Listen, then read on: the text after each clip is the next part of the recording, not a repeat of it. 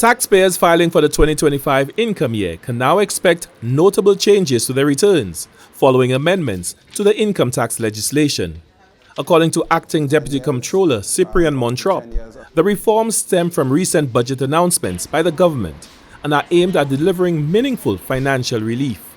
One, the child allowance that persons would have normally been claiming $1,000, which is children up to 10 years, up to 10 years and up to 16 could have claimed $1,000 or $2,000. Now all children up to school age in primary school, secondary school can claim up to a maximum up to $5,000 per child.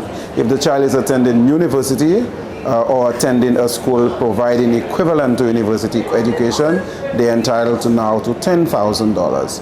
The dependent relative allowance has also seen a substantial jump, moving from $350 to $5,000. Homeowners will also benefit.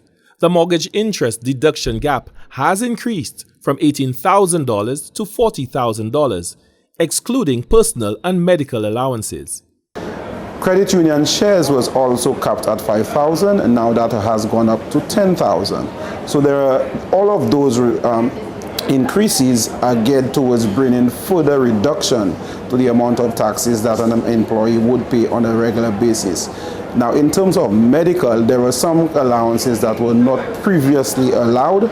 So things like fertility treatment is now part of what persons can now claim as an expense for medical. All investments made during the filing period can now be claimed up to $10,000 for both local and regional investments. The other thing that is important to some sectors of the nation is that pension income is now exempt.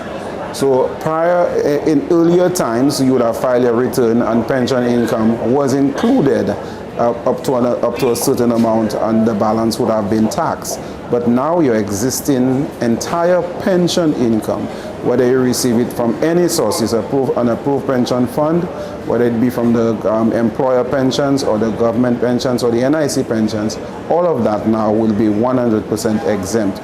So pensioners now, only the income that they derive from new employment would be subject to tax as long as they fall within the taxable brackets. Taxpayers with questions are encouraged to contact the Inland Revenue Department directly for clarification during the filing period.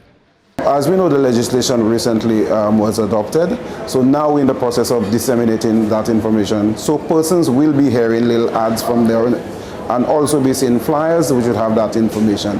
But if they do not still have an understanding of what it is all about, we can provide that a level of assistance by calling to our department at our customer service numbers, and we'll be in a position to assist them in providing the kind of clarification that is needed by them. The Acting Deputy Comptroller says the changes are designed to ease the financial burden on families and workers. The changes took effect for the income year beginning January 1st, 2025. For the National Competitiveness and Productivity Council, Glenn Simon reporting.